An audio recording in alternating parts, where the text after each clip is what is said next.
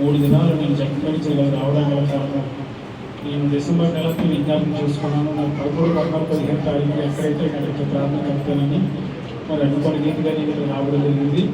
అదే రీతిగా 3 దినాలు కూడా నేను వచ్చినట్టు నాకు తెలియదు, వెళ్ళినట్టు నాకు తెలియదు.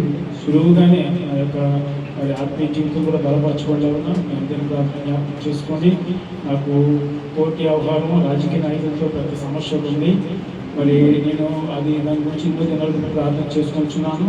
సుమారు 10 సంవత్సరాల నుంచి నేను పోరాడుతున్నాను.